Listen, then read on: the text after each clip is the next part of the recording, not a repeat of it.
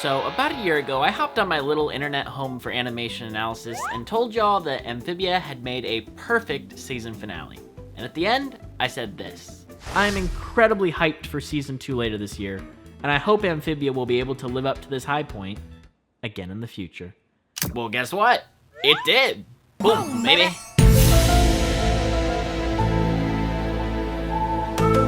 So, before this video gets hacked by the underground computer monster, the Night, let's take a look at what makes True Colors another perfect season finale.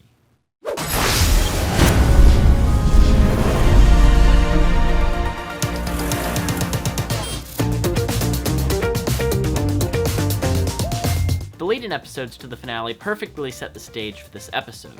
The arc from the Third Temple to Battle of the Bands reunites Anne, Marcy, and Sasha for the first time in Amphibia, so that major plot point is out of the way before the episode begins. We know where Sasha stands with her plans to use Anne and Marcy's trust to get Grime to the center of the city to lead the invasion, and we also know about Sasha's doubt in both her actions and her feelings about her friendship with Anne. Meanwhile, Marcy has constantly mentioned how important her friendship is with Anne and Sasha, and the fact that it's falling apart is something she simply won't tolerate, setting the stage for a reveal in True Colors. Not to mention that simply having 3 episodes to explore the friendship of the trio prior to the betrayals in True Colors is perfect, as this friendship will never have the same status quo again. I explore this a lot more in another video about how the dinner and Battle of the Bands are some of the most important episodes in all of Amphibia, so if you're interested in a deeper dive specifically into those 2 episodes, check it out. But in the long run, these episodes all set the stage for the ending of the season. They establish what is supposed to happen. The girls meet King Andrias, give him the box, and return home, while also showing the ways that it will inevitably go wrong, with Sasha and Grime's planned rebellion, as well as Marcy's suspicious deal with Andrias from earlier in the season. All the pieces for this finale to work have been put into place not only by the season as a whole, but especially these final few episodes in which the girls have reunited.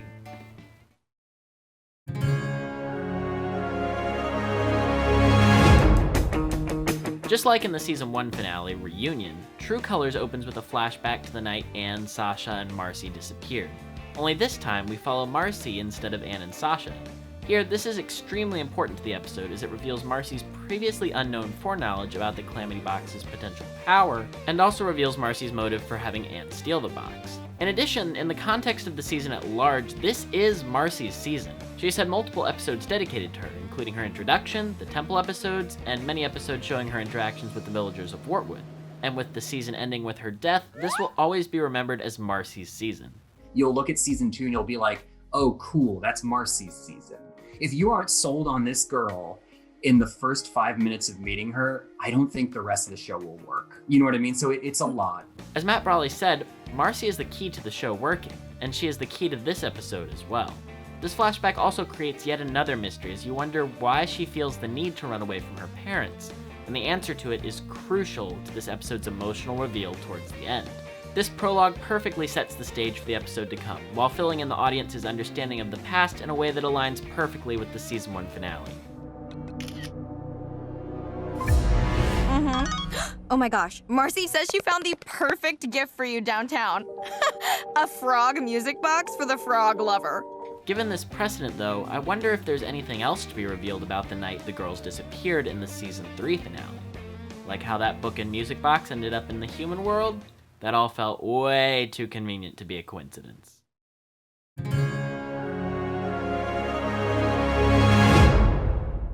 Throughout Amphibia Season 2, there were far more episodes that directly related to the overarching story, so there isn't as much revealed about what we've learned during the season. However, there are a few key moments from the finale that do rely on your understanding of the season.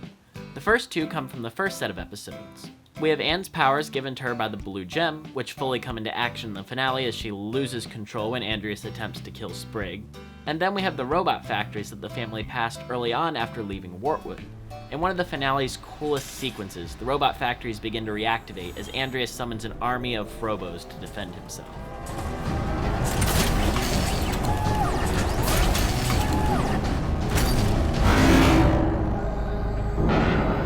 What in frog's name is it, sir? I don't know, Toady, but it ain't good. I had speculated early on in the season that these factories had to mean there was a war of some sort that occurred in Amphibia. Where I was wrong is that the war wasn't between newts or toads or frogs and newts. The war was between Andrias and the rest of the multiverse, which makes perfect sense. Also, a lot of the location design pays off here. I'd also speculated that the ruins surrounding Newtopia meant they had fought wars before, leading to the size of the city shrinking. But it was more so that the city was once very technologically advanced, largely due to the power provided by the music box. That's how the robot factories worked, how the city floated, and why the city seems so deteriorated in the present day. Everything clicks into place, including this awesome reveal that the weird metal piece at the top of Newtopia's castle is actually a deadly laser weapon able to destroy entire buildings or even cities with one shot. Finally, the girls' eyes glowing, signifying their calamity powers, is paid off here, as we learn that Marcy and Sasha's powers, which we had seen in their glowing eyes, no longer exist, but Anne's do because her gem wasn't fully charged. In addition, we see in the mural of Andrias' past that the flaming hair, as well as the powers provided by the gems, are formerly known, indicating that perhaps in the past, Andrias experienced the powers himself, or saw someone else get them. Looks like she can't control it. He does seem to know that they can be very powerful when you learn to control them, as it seems Anne learns to do in Season 3. It should be very interesting to see where that goes. So yeah, looking back on the season, there's a lot of subtle setup for everything going down in the finale. And of course, the biggest one. One of these days, she's gonna get herself killed. Oh, don't say that!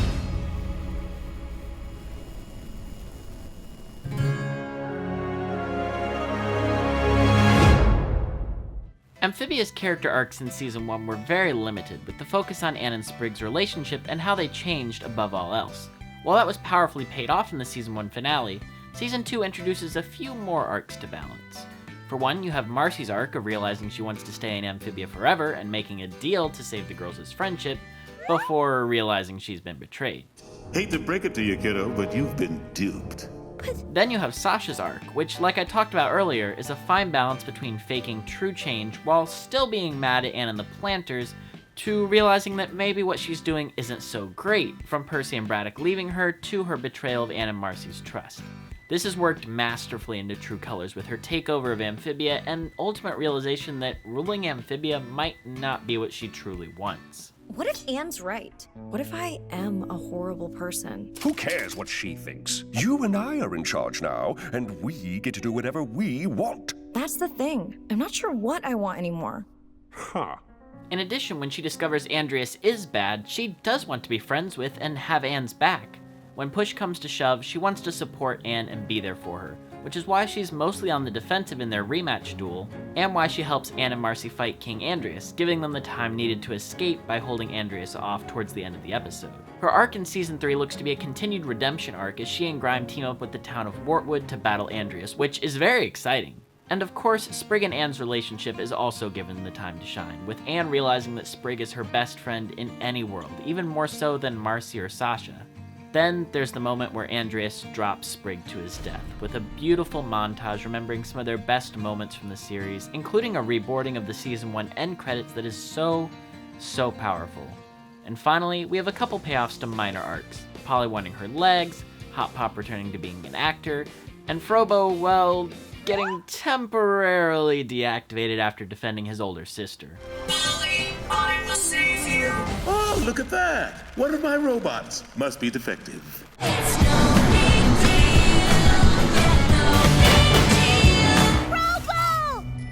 Basically, every character, whether they had a major arc or not, got a moment to shine in this episode.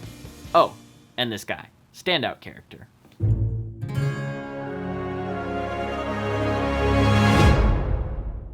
One of the things I talked about in my Season 2 DuckTales Perfect Finale video was how the pacing was impeccable, with scenes always having a positive or negative direction and there always being a sense of tension, since the villain was always a major threat. True Colors does something similar, but instead the pacing works largely because the episode is broken down into two halves. The first about 13 minutes of the episode are what you would expect from the finale, as teased in the episode promo and marketing. The Toad invasion, which has been built up all season long, begins the episode, with Sasha stealing the music box back from Anne and taking over the kingdom. Sasha, what are you doing? What I do best. Taking control. This almost functions as its own mini-sode, as the episode works from the start to set up a lot of important aspects, including the importance of the mechanism to open the gates, which Anne and Sasha will fight over later. There's also the added tension to scenes like Anne and Sasha's fight, where we know the real stakes are whether or not King Andrias gets the music box. so we don't hate Sasha for fighting Anne again. But either outcome of this fight will be terrible. Either there's a full-on Toad rebellion, or the evil king gets the music box. High stakes behind this interpersonal conflict between Anne and Sasha. I kinda got on a tangent there, but basically, every scene has a point. Scene 1, set up the initial plan. Scene 2, foreshadow legs, have Anne reflect on her time in Amphibia, establish the perspective difference between Anne and Marcy, tell jokes. Scene 3, there's so much that happens in the scene, I don't even know where to begin. Well, frogs, say hello to the new rulers of Amphibia. Pretty hot, right? But basically, the first half of the episode is constant setup and payoff, and it subverts your expectations for what should happen in this episode once you realize the entire invasion is taken care of, and the episode is only halfway done. Plus, it's funny as heck. Whoa! Who the heck are you? I am General Her Yuna! name is Yunan. She's very important, blah, blah, blah. We don't have time for this. Get ready for the pay! Oh, and take Yunan and Frobo with you. Oh, crud.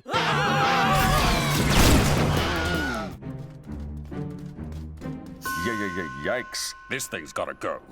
Woo! First one through!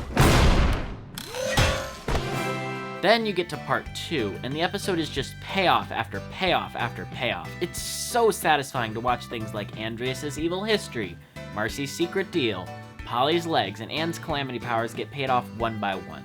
Every scene is packed with emotion and action, and whenever things start to feel like they might be getting too cliche, the episode pauses and brings you something even more interesting than what was happening before. Focus, Anne. If we can get that music box away from him, maybe we'll stand a fighting chance. Right!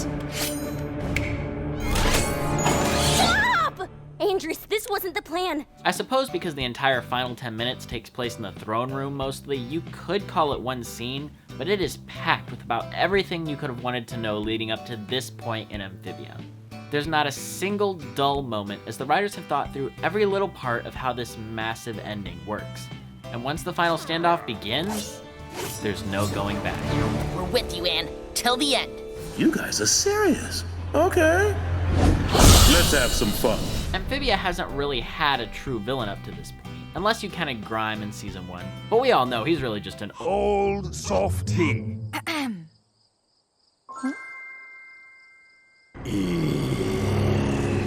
Since his first appearance in season 2 at the end of Marcy at the Gates, Andrias has been super sus. We've known from minute 1 that he had a plan, which makes his whole fun-loving facade throughout season 2 all the more interesting. Delightful!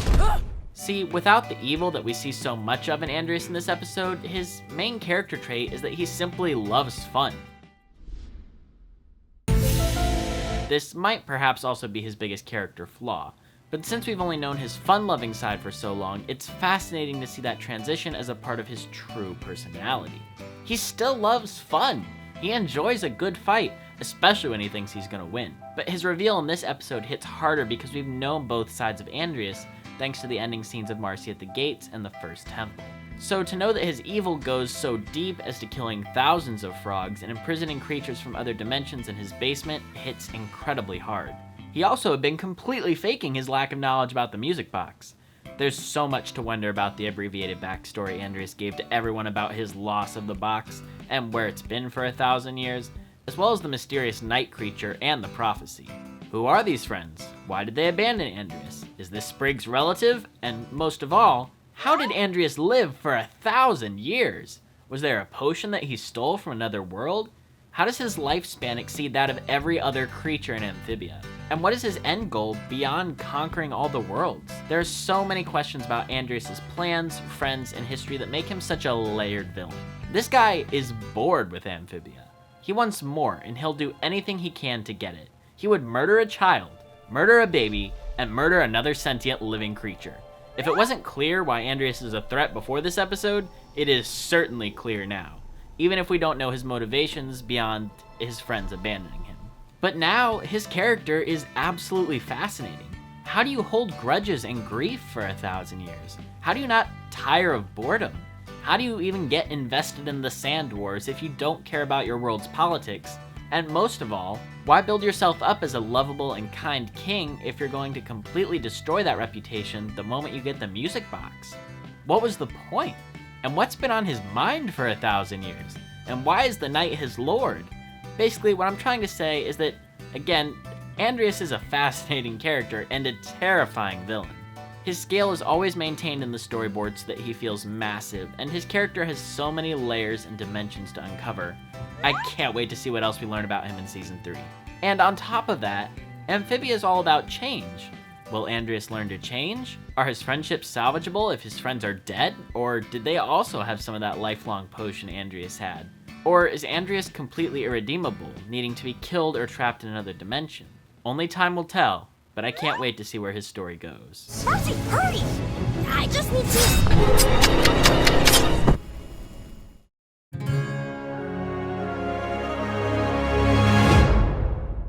I mentioned earlier with the pacing of the story that True Colors subverts your expectations whenever things get too standard. The ending of this episode is one of those moments. It would have been a perfectly great ending if Sasha and Grime held off Andrias while Marcy, Anne, and the Planters escaped and ended up in the human world, leaving that as the cliffhanger for Season 3. But instead, at the last moment, Andrias kills Marcy in an attempt to prevent her from taking the box with her into the portal. With no remorse, he impales her with his fire lightsaber, leaving her dead on the floor as Anne and the Planters are transported to Earth. Fun little detail, it appears gems in Amphibia carry inherent power, like the Amp gem on Sasha's axe beetle, or the gem used to power Andrias' sword. Oh wait, was I talking about something important before this? Right. This scene is so intense that it delayed the episode 3 weeks while they put a warning ahead of it. This scene caused the leak insanity. This scene was almost censored. And that's on studio leadership. But needless to say, the 1-2 punch of Marcy's death and the reveal that Season 3 will involve the Planters in the human world is incredible, and ends this episode on an unforgettable note. It also sets a strange precedent for the 3rd season. If Sasha nearly died in Season 1, and Marcy nearly died in Season 2, could Anne come close to death in Season 3 at the hand of a possessed Marcy? Or the Knight? Only time will tell. But yeah, I'm so happy they fought to keep this ending intact, even if it meant giving us the Season 3 intro much earlier than expected. Although that was also pretty great, so yeah, it was kind of a win-win.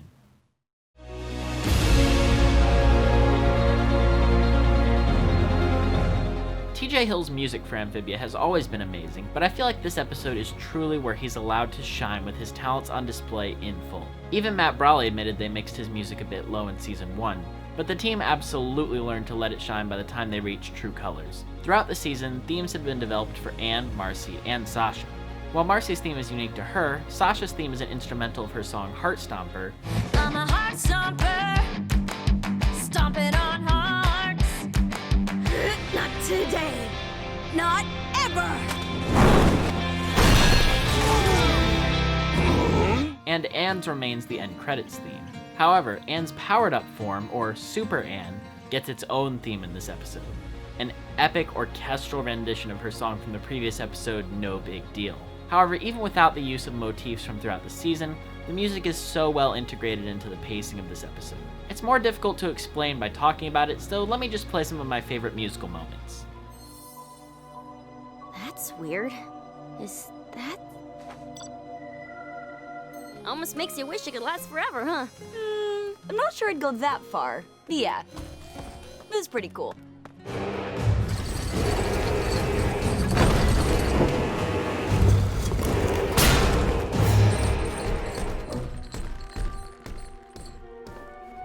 Ready for one last adventure? Spraying against the world.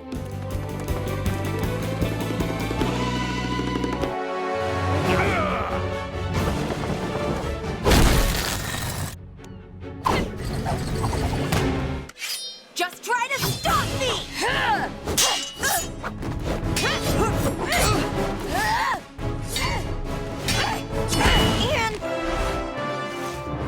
End of the line, Sash. Centuries of prosperity brought to an end because of me. I was weak.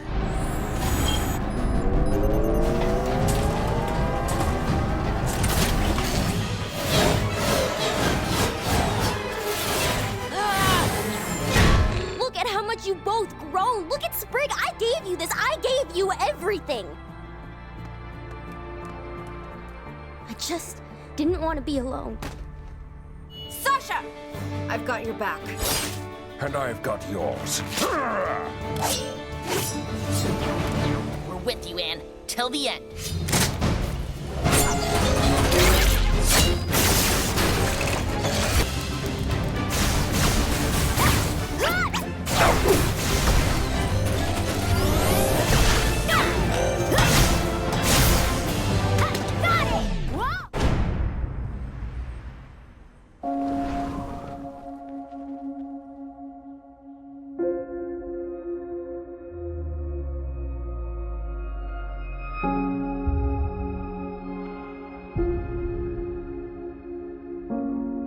Yeah, the score for this episode is absolutely epic, and the new version of the end credits theme is sincerely magical.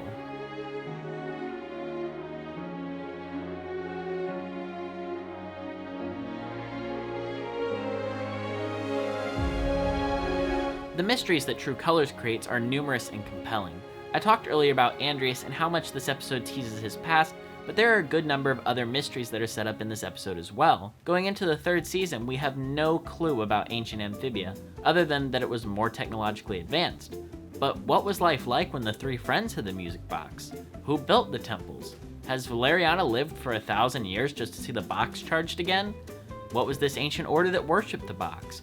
Who made the music box? How did Andrias live for 1,000 years? Who was possessed with the Calamity Box powers in the past that Andrias would know of them?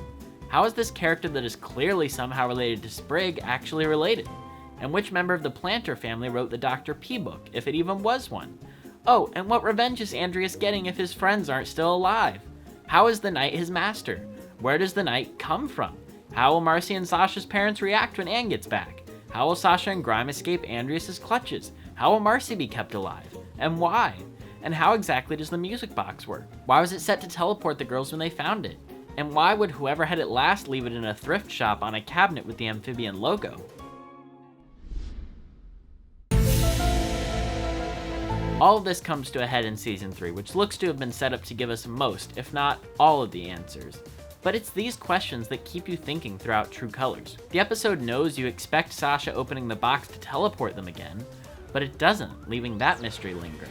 The episode knows you know Andrias isn't all that good, and that he has a deal with Marcy, so it plays with that. The sheer number of questions this episode poses keeps it engaging for both those who have been following along and those who plan on watching Season 3 to get all the answers to these questions. But the fact that it juggles so many without being too overwhelming is part of its perfection. It's a key turning point for this series, and as such, you should have this many questions to ask.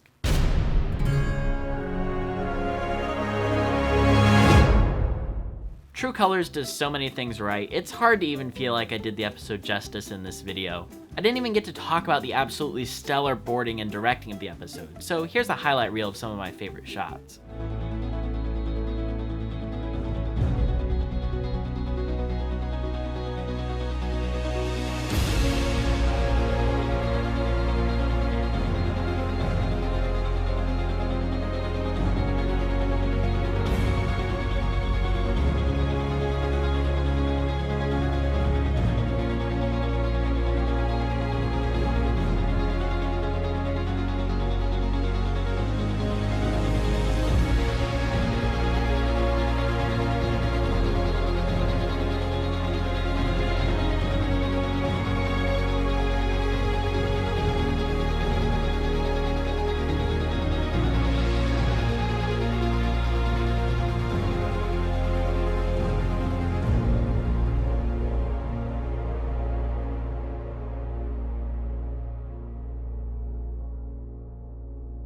The choice to set the latter half of the episode during the sunset leads to some absolutely gorgeous shots filled to the brim with orange. The episode has amazing redrawn end credits once again. The Sakuga in this episode looks amazing. I cried watching Anne's Calamity Power scene the second time. Yeah, if you haven't seen Amphibia yet, definitely go check it out. This episode is absolutely insane in all the best ways. I can't wait for Season 3, and I fully expect to be able to make a Season 3 perfect series finale video next year. Now I want to ask you the question, what makes True Colors so great to you? Let me know in the comments below. Thank you so much for watching, and I'll see you back in Dimension 1. I don't even know what to say after this video, really. This took a long time to put together, and I think it's actually my longest video essay that I've done on the channel so far, so I really hope you enjoyed it. I did come across when I was editing that maybe I didn't talk enough about how cool the Super and transformation scene was, but like I feel like that's like everybody gets that. Like we all get that that's a great scene, so I don't need to praise it more than some of the maybe lesser noticed aspects of the episode. I don't know. It was just, I noticed I didn't talk about it, so I wanted to bring that up here. Next video should be on Owl House, because Owl House is amazing. Thank you again so much for watching, and I hope you have a great rest of your day. Enjoy some cartoons.